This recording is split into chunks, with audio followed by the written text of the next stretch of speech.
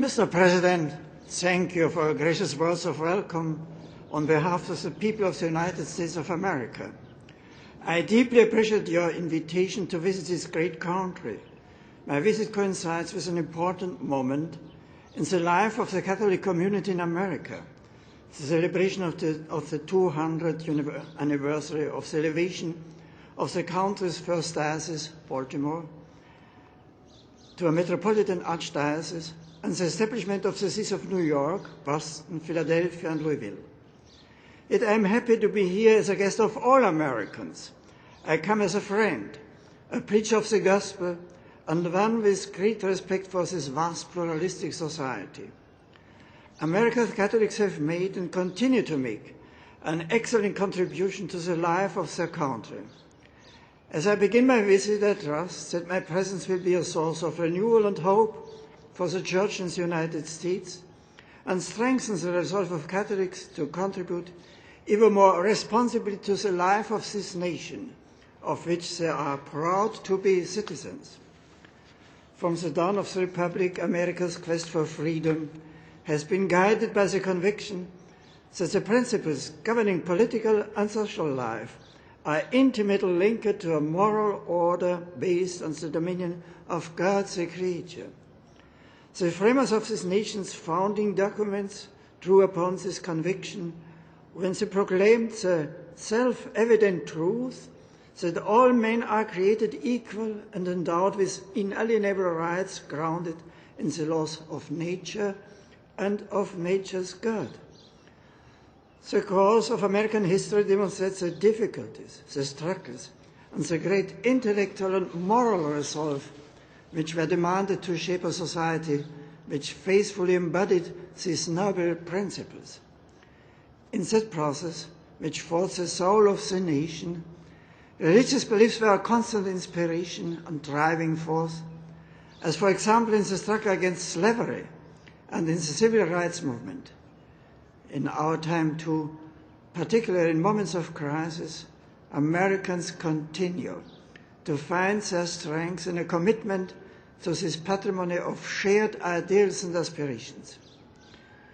In the next few days, I look forward to a meeting not only with America's Catholic community, but with other Christian communities and representatives of the many religious traditions present in this country. Historically, not only Catholics, but all believers have found here the freedom to worship God in accordance with the dictates of their conscience, while at the same time being accepted as part of a commonwealth in which each individual and group can make its voice heard. As a nation faces increasingly complex political and ethical issues of our time, I am confident that the American people will find in their religious beliefs a precious source of insight and an inspiration to pursue reasoned, responsible, and respectful dialogue in the effort to build a more human and free society. Freedom is not only a gift, but also summons to personal responsibility. Americans know this from experience. Almost every town in this country has its monuments honoring those who sacrificed their lives in defense of freedom, both at home and abroad. The preservation of freedom calls for the cultivation of virtue, self-discipline, sacrifice for the common good, and a sense of responsibility towards the less fortunate. It also demands the courage to engage in civic life and to bring one's deepest beliefs and values to reasoned public debate. In a word, freedom is ever new. It is a challenge held out to each generation, and it must constantly be won over for the cause of good. Few have understood this as clearly as the late Pope John Paul II.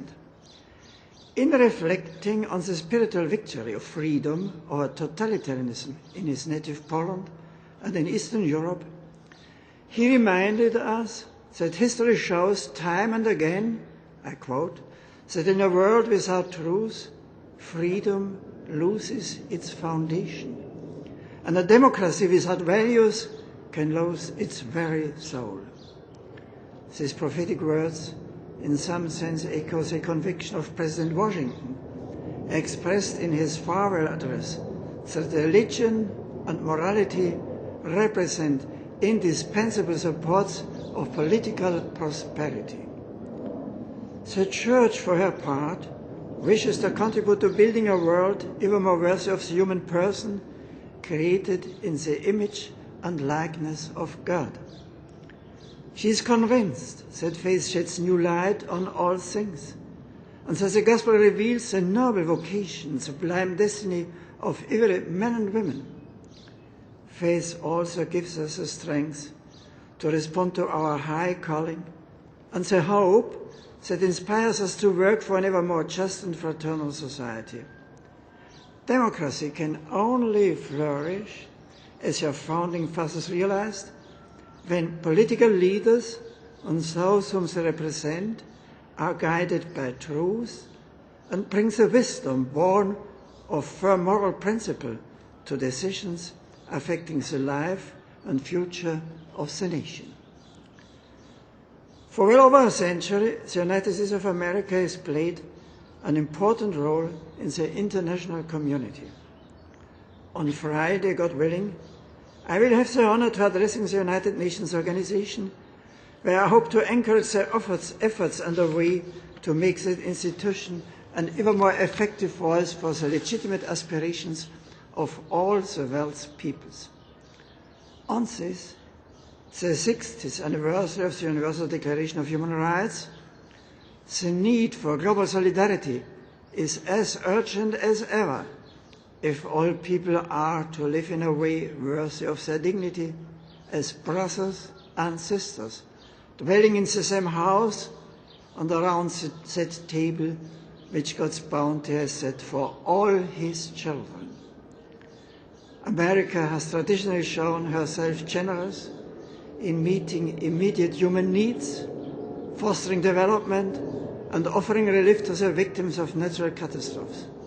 I am confident that this concern for the greater human family will continue to find expression support for the passionate efforts of international diplomacy to resolve conflicts and promote progress.